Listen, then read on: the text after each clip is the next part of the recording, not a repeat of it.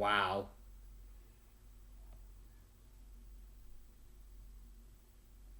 Wow.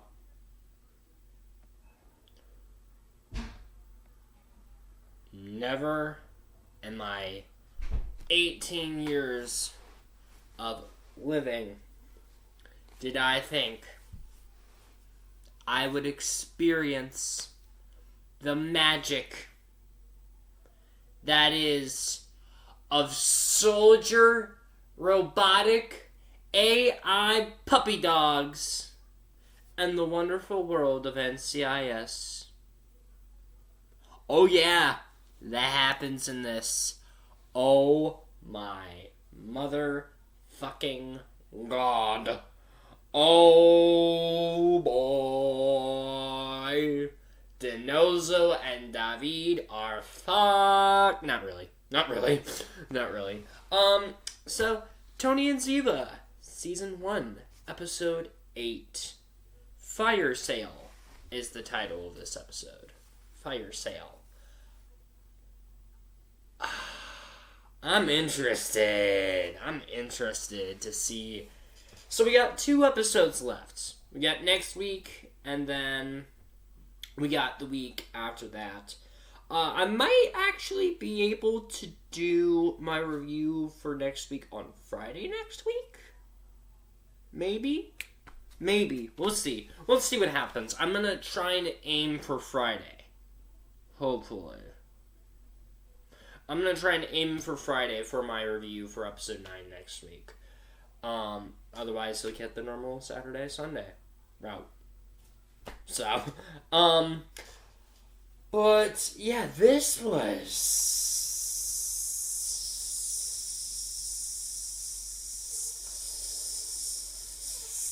an interesting episode. I don't know why I held on that, but who cares? Who cares? No. So, I don't know what the fuck I'm doing, okay? I'm bored. I just sat through How to Train Your Dragon 2, the 2014 version, and I was bored. I reviewed for that one. You want to check that out. But yeah, I think one thing I should have been a lot more clear on my previous episode reviews, when I had mentioned that Martine told Galmar to go and get Dolly. No, I'm fucking wrong. I'm wrong. Of course I am. I miss fucking details. No, I was wrong.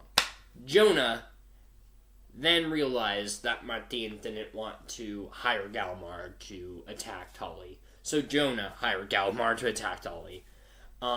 Without Martine realizing it. So when Martine saw that security footage from Ziva's safe house with that Tali busting up that guy, that was legit news to her. So I should have mentioned that portion in the ending of the last one, but you know me, I miss details, and that is okay. We all miss details. We don't need to be perfect. So, yeah. So, we're doing the same route that I've been doing. I have the notes on this side, so if I look on this side of the screen, don't worry. Or if you hear typies, that's because I'm deleting notes that I need to talk. That of course I am bringing up for this video. So the episode started back in a flashback in November 2020. And during this moment, we saw Tony and Ziva. This was, of course, before Tony and Ziva broke off the wedding for whatever reason. We still don't know. For all we know, Tony and Ziva could still be engaged. For all we know. Which, if that's the case, that would be weird why Tony and Ziva don't have their wedding rings on. Well, no, I think that would make sense. For Tony and for Ziva, I think it would make sense why they would. Even if they were still, quote-unquote, engaged, I think for them, character-wise, I could see them possibly not having their rings on. But, who knows? They could still be engaged, for all we know. We don't know. But at this point, this was when they were trying to figure out who and who is not going to be at their wedding. Ziva told Tony that she just wanted, like, a small wedding and whatnot. And Tony gave her a whole list. It was everyone that was from NCIS and a whole bunch of their family members. And Ziva just wanted, like, a small wedding. Like, maybe both of them, Tolly, Claudette, Sophie, the officiant. You know, she didn't want too much crowd. Then Tony gave her a whole list. And then they were talking to each other on how they think the wedding should happen and how the wedding should work. Then Ziva started getting triggers.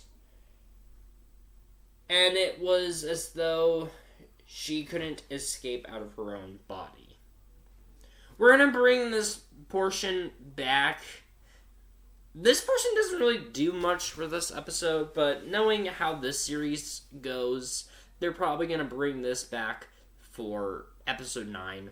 So yes, this does not really affect this side thing. The flashbacks in this episode don't affect this episode, but knowing how this show is working and how it's running is probably important that I bring them in now for what's more than likely going to happen in the next few episodes. But I'm going to talk about the trigger stuff more as I touch more on it. But anyways, back to present time. Tony, Ziva, Claudette, and Boris. All 4 of them, they decide to come up with a plan. And that is that Tony and Ziva go to the Raining Fire Expo, where we all know that Martine and Jonah and Dejan are gonna go so that way they can try and kill Aaron Graves. The guy that's Jonah and Martine have against. So they go to the expo. So their plan is to go to the expo undercover, so that way they could try and stop Jonah and Martine, get to Aaron, as well as try and find audio evidence of Jonah shooting Henry, outside of the Supermax prison in Austria. So they want to get the audio evidence of that incident happening, so that way Tony and Ziva can clear their names. So that is sort of the whole plot. What they do realize, though, is that the expo's venue is held by this company that this lady named Frida works for. I remember the venue's name, by the way. But, I think it was La Corel Convention Center, I think. Don't quote me on it. I think that's what it was called. So, and Frida was an old rival of Claudette's. In fact, Frida used to work with Claudette's. And let's just say they didn't get along very well. They were not very good friends. So, their plan is to go undercover, get into the security mainframe, find evidence of Jonah killing Henry. That way they can clear their names. Also, just to stop Jonah trying to kill Aaron, too. That's another reason why they're trying to go to the expo. So, eventually, we do see a scene of Martine talking to Jonah. And in this moment, Martine is really trying to go into Jonah's head. And she's really trying to... She's asking him the main question. That is... We're trying to get the asshole who killed children. And you want to go ahead and target Ziva's daughter, a child. We are trying to kill the asshole who killed kids for no reason. And you're going after the kid for no reason. You're trying to be like Aaron, the asshole we're trying to kill. And Jonah just kind of shrugs it off. At this point, Martine's trust in Jonah is clearly dwindling. You could tell that while Martine... You could tell at this point that Martine does not love Jonah anymore. She may have used to love Jonah a long time ago. She may have loved him and thought he was a wonderful man. But at this point, her trust in Jonah is dwindling by a fucking thread. And she's sick of it. And the fact that it's taken her this long, and it's... Yeah. And it's interesting, too, because you're having your villains hate each other, and they're also going after another villain. This is what I love about this show, is that even though it is a clear Tony and Ziva spinoff, it is doing what the NCIS mothership did. And that is give you interesting other characters that are definitely interesting. And that is the whole Jonah-Martine dynamic. Because I feel like if you didn't have this interesting storylines of the two villains at each other's throat, and they're also going after another bad guy, this interesting side plot just would... If they didn't do this, you would probably just be watching it for the relationship of Tony and Ziva. Which I feel like how they advertised the show with the trailers and the teasers, and I've been onto the show for 5 months now. When I was reacting to teasers and trailers, I was excited. I was excited mainly for the relationship of Tony and Ziva to continue and expand. What I'm pleasantly surprised is that they're giving us more stuff to be interested about. And that is the Martine and the Jonah stuff and the Aaron Graves stuff. It's actually legit interesting. And I love how this show is doing more stuff that you wouldn't have even thought about. This show could have clearly just been a straight, to the point, Tony and Ziva show. And to an extent, yeah, it is. But it is doing so much more. And I love this show for this.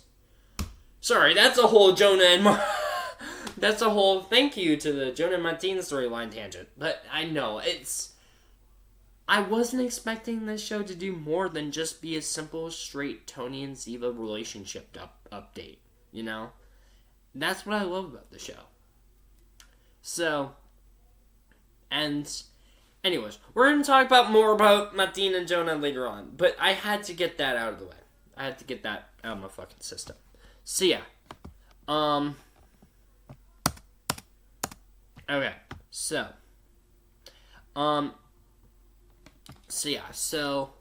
okay, so I kind of already talked about that.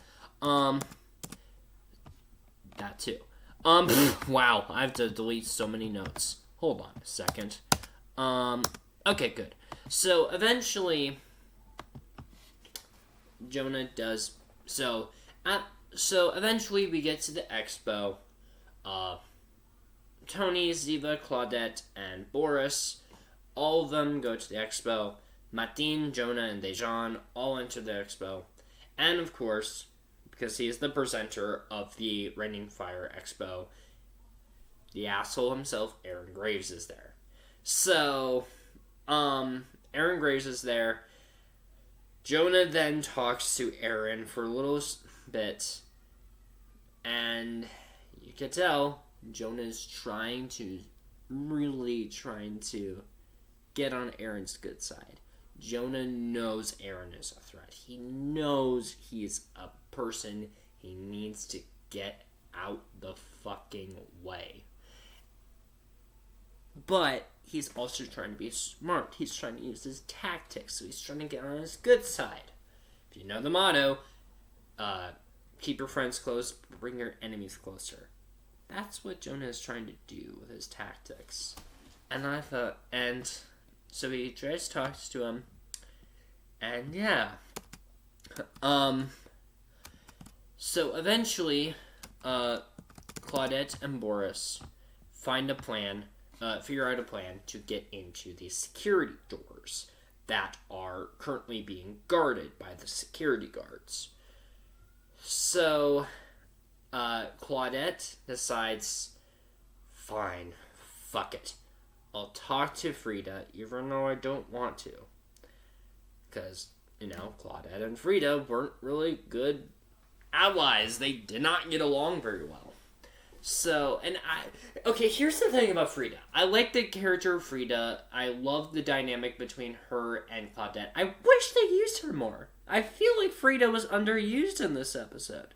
For how they had, talked about her before we saw her, I feel like they should have used her more.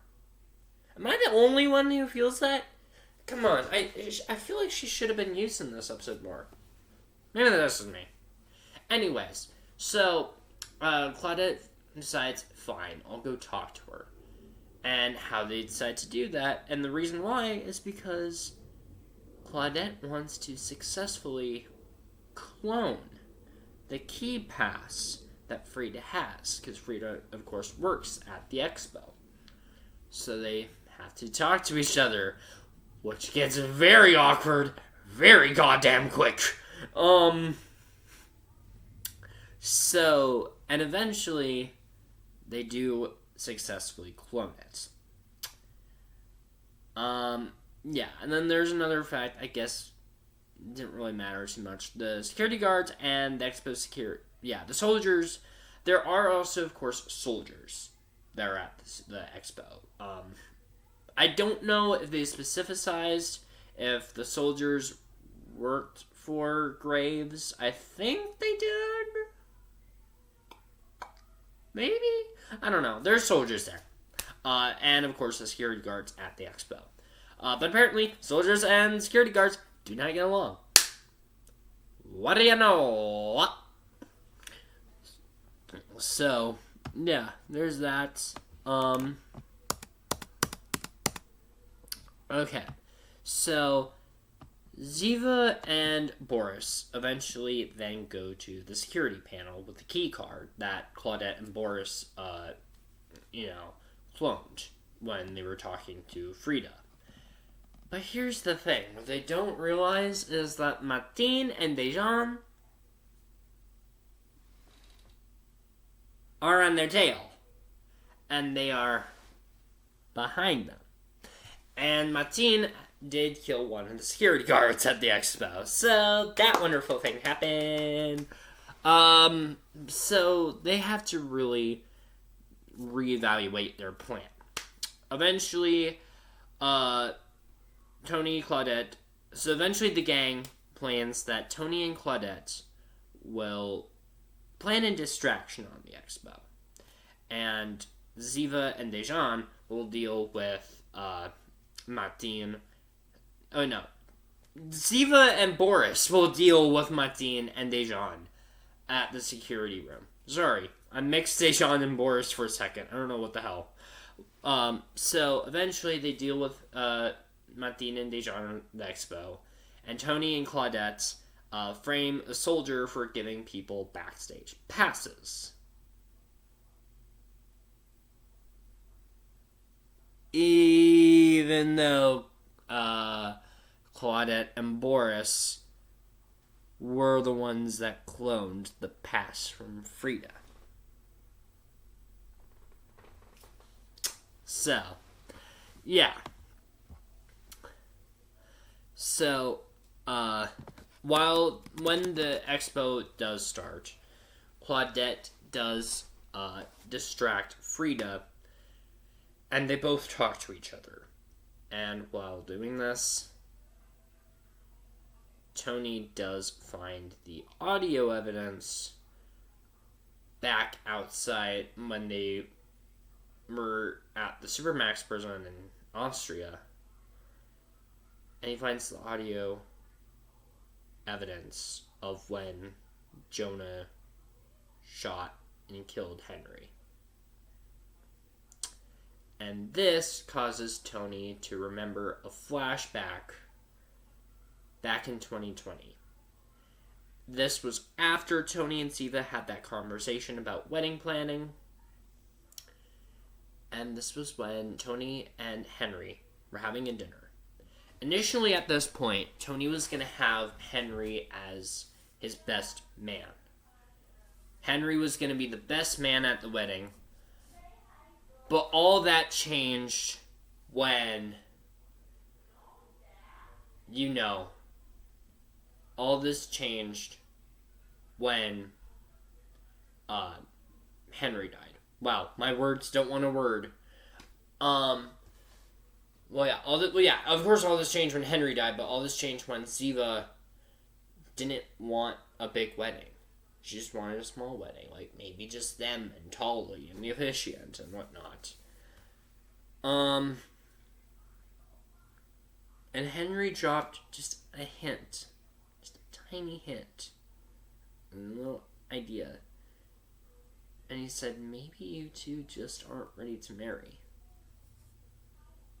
And Tony was like,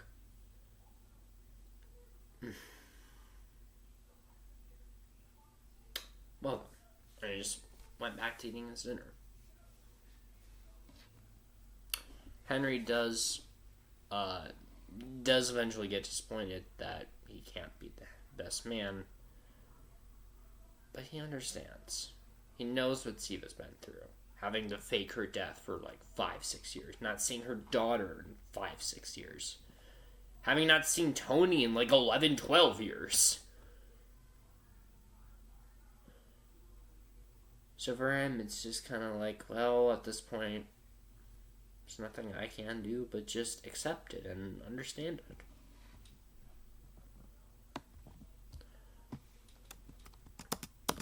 Anyways, back at present timing.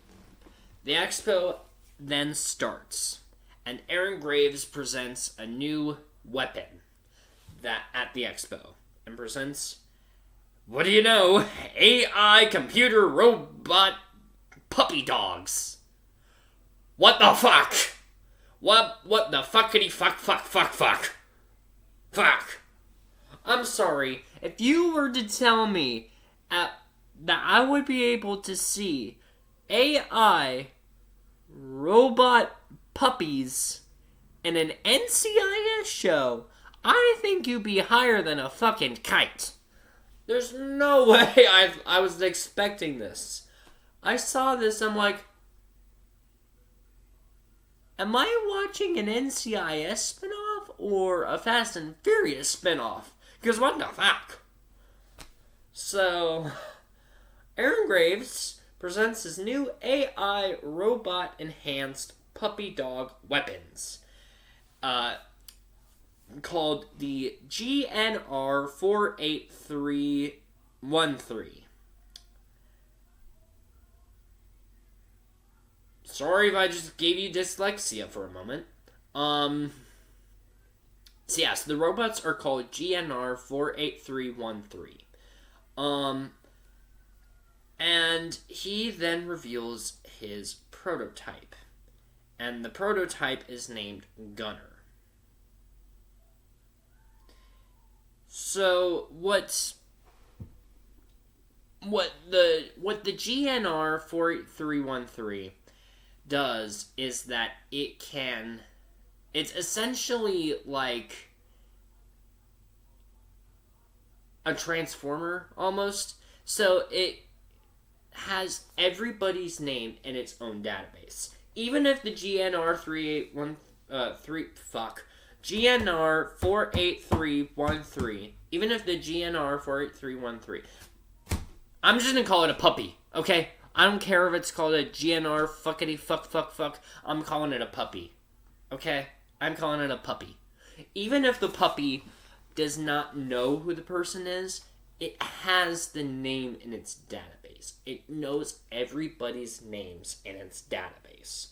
So the puppy can literally, let's say, even if the puppy does not know what Michael Bay looks like.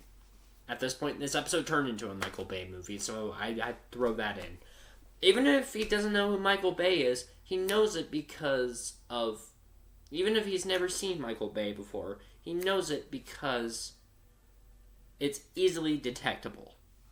If that makes sense. So, yeah. I don't think anything I said made sense. But... So, there's that. And it also can shoot people with its puppy dog paws. So, and it also has guns strapped on the back. So literally, this is a puppy transformer. We see Transformers in a Tony and Ziva show. What the fuck? I'm sorry.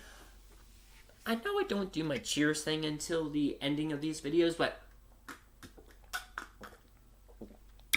I did drink some of it because it's sparkling cider, by the way. I would definitely know if it was. Yeah, I'm not of age yet. I'm 18, but if I was of age, I would probably drink it a lot more. But anyways, gosh.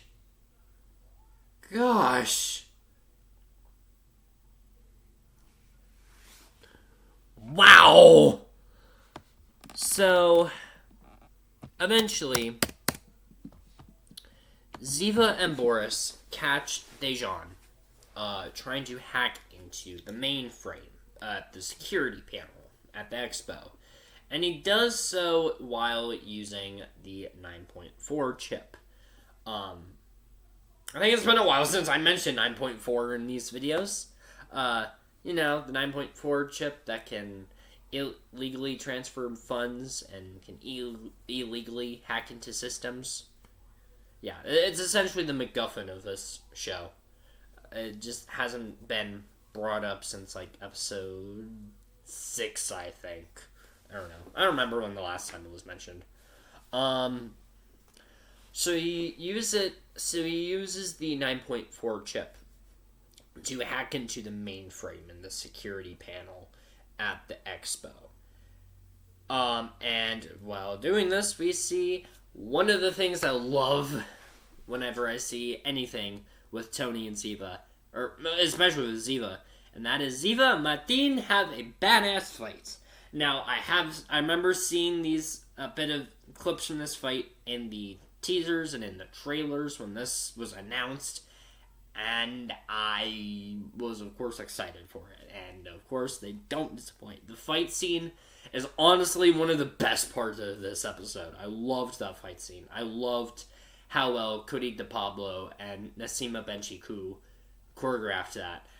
I know Cote de Pablo does most of her stunts. She does most of her stunts, even in the original show. Not too sure about Nassima Benchicou, though. I have to look that up. But I know for sure Cote de Pablo, she loves doing her stunts. Even when she was doing the original show, Cote just loved doing her own stunts. So I'm pretty sure most of the stunts we see in that fight scene was her stunts. I'm not too sure about Nassima, though. But for the most part, it looked like Nassima was doing those stunts. But then again, they have really good stunt doubles. So a lot of shows and movies nowadays has really good stunt doubles to the point where you don't even notice. So if it wasn't Nassima, bravo. So yeah.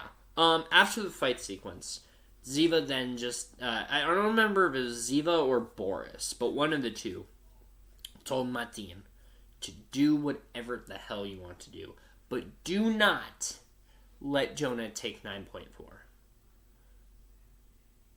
I'm gonna bring that back later. Next, Boris then finds out later on that Jonah had hacked into the GNR 48313. The puppy. Jonah had hacked into the puppy prototype and has then made a kill list for the dog to murder. Yes, you heard that right. Jonah hacked into the Transformer puppy and made a kill list for that Transformer puppy to murder. Guess who isn't on that list? I'm gonna let you get like a few seconds.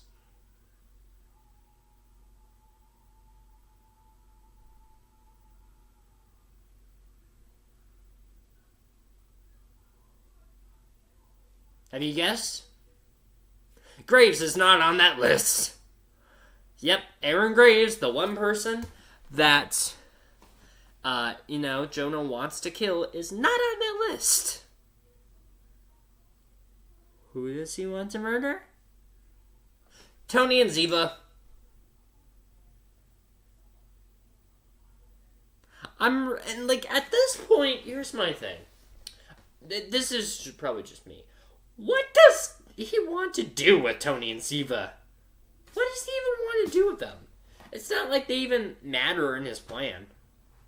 At all. His plan is to mainly just get to Graves. Because Graves had killed his family. Now, we don't know what the story is with his family. We'll probably get it explained to us later on. Because we do know that he lied to Martine about his old family drama. So, maybe his family isn't really dead. But at the same time, he's trying to get to Graves. Tony and Ziva have nothing to do with his plan. So why the hell is he trying to kill them? Maybe they'll still get explained. I don't know. To me, it just doesn't seem logical to me. So he puts Tony and Ziva in the kill list for the puppy prototype to murder. Flashback time! We then go back to a flashback. Wow, I should just do a counter for it. Once I do because I'll probably put all these episodes reviews into one compilation. Just kind of like what I did with the Minecraft video. I need to put a counter on how many times I say flashback time, flashback time, flashback time, flashback time. That's probably being a lot, but you get what I mean. So, anyways, as we get to the flashback in 2020, and Ziva has an appointment with Dr. Lang. And she tells him about the conversation that she and Tony had about the wedding planning.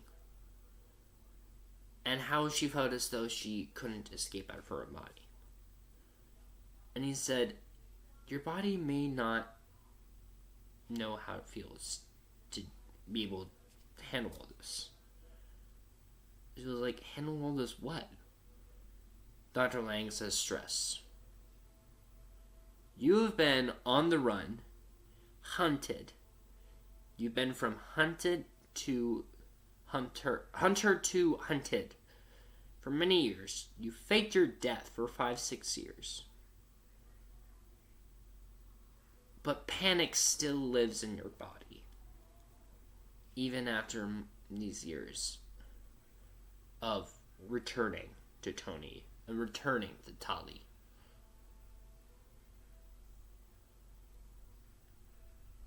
And what you probably don't realize is marrying Tony may just be what you think the quick fix.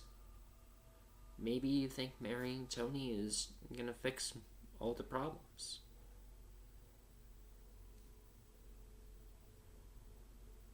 And Ziva just thinks it through.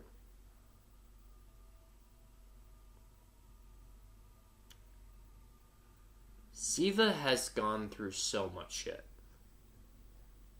With killing her brother to save Gibbs, having a lot of people go after her, especially after her father died.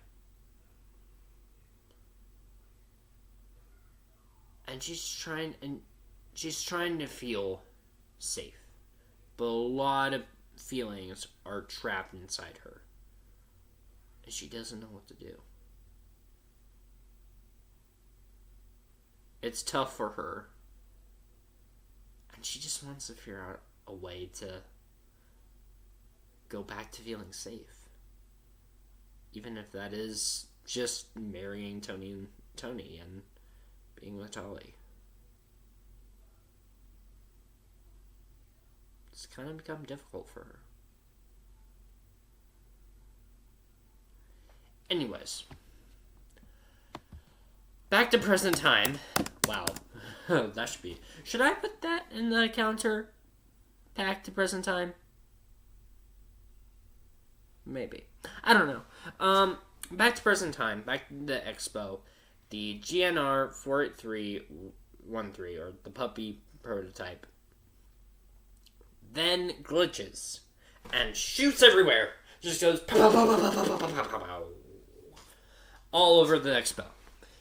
The puppy just shoots everywhere around the expo, and it just causes a glitch. And it's trying to go after Tony and Ziva, which it then recognizes.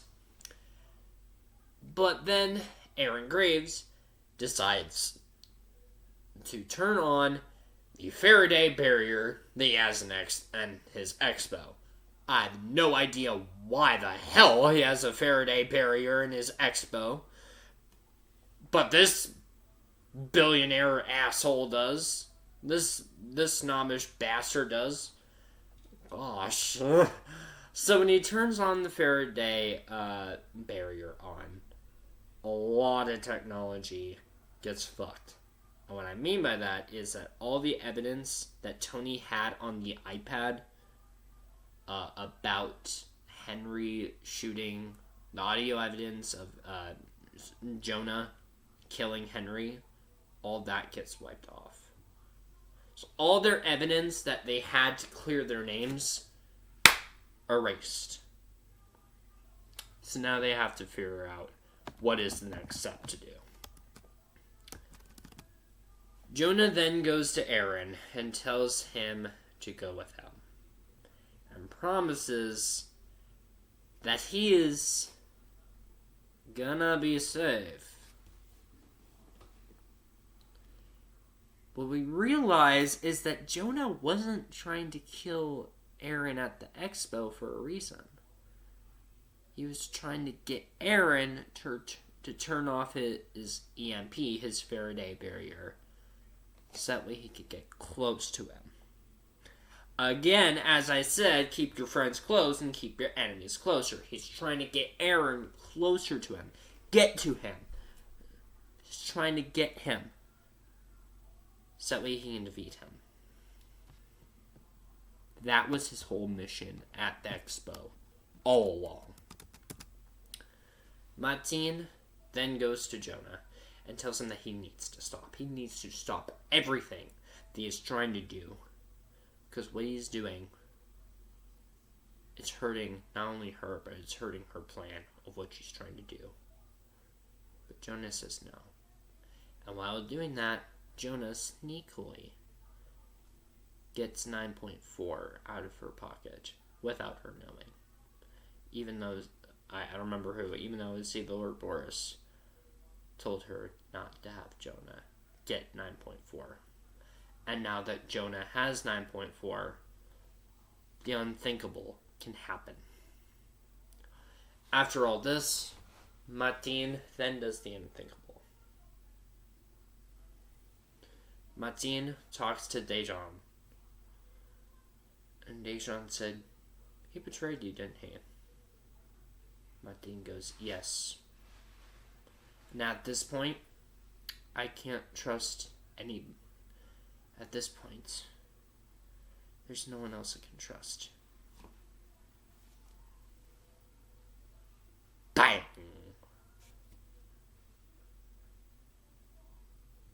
Dejan's dead.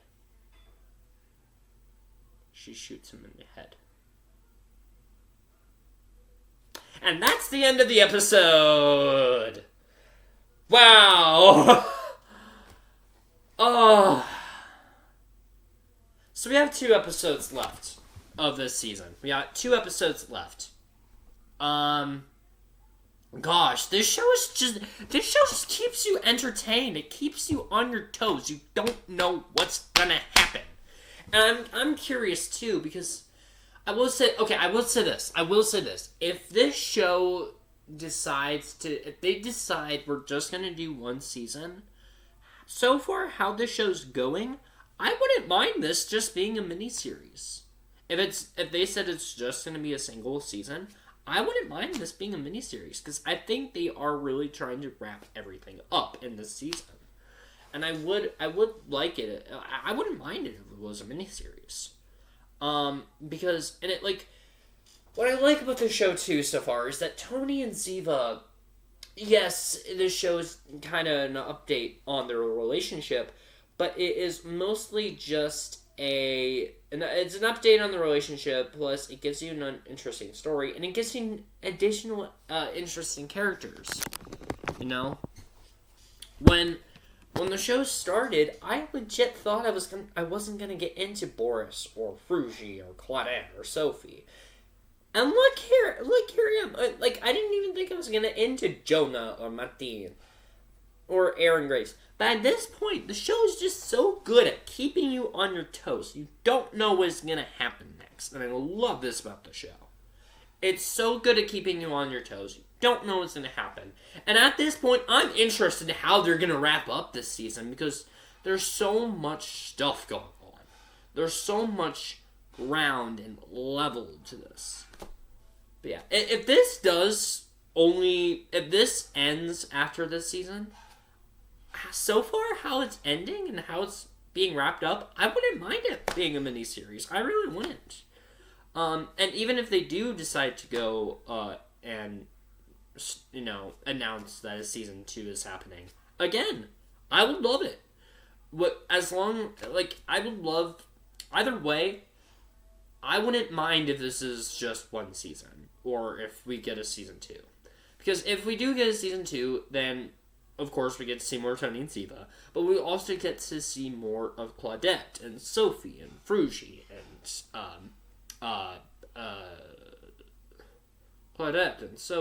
and Boris. Wow, almost forgot Boris's name. Or even Martine and Jonah, if they decide to bring them back for season 2, depending on how the show is gonna end. But yeah, I'm loving this show. I think so far this is honestly better than NCIS Origins.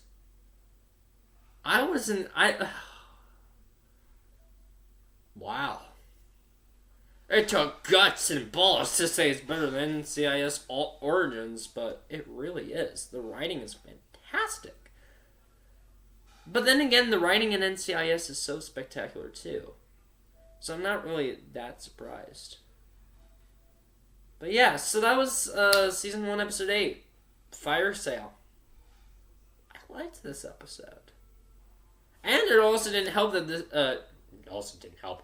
And it also didn't hurt that this was a undercover episode. Because I love those episodes. Even in the original show, I loved the undercover episodes.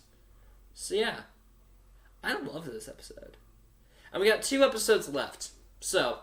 I'm planning, hopefully, that I'll review episode 9 next Friday.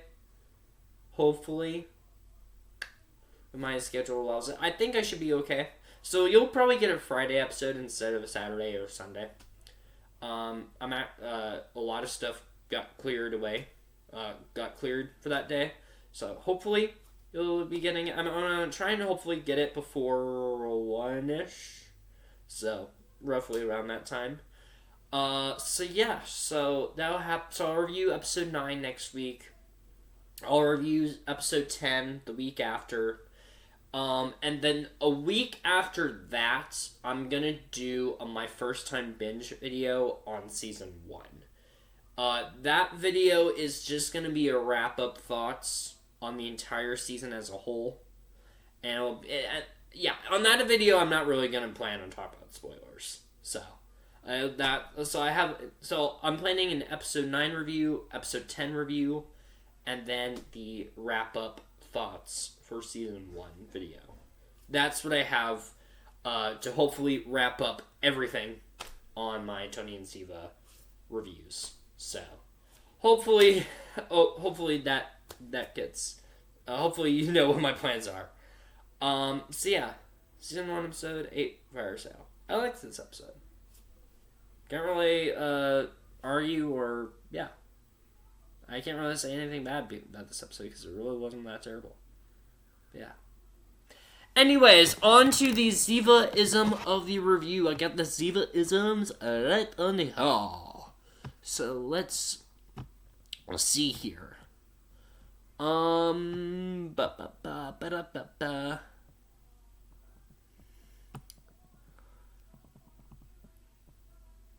Okay. This episode. This was an episode where Ziva was talking to Gibbs after gathering information during a crime scene. She says, well, according to someone called Scuttle Butt, he caught his wife cheating on him. Gibbs responds, Scuttlebutt's not a person, Ziva. Scuttlebutt is what Marines call gossip. Ziva responds, and you wonder why I have a problem with your language. So, that's my ZIVA-ISM the review. Yes, I'm going with this glass again because I didn't get that many responses on the ending of the last video.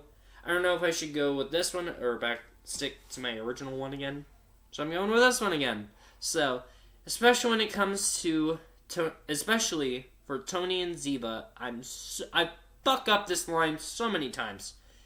Especially for Tony and Ziva, l'amour est puissant.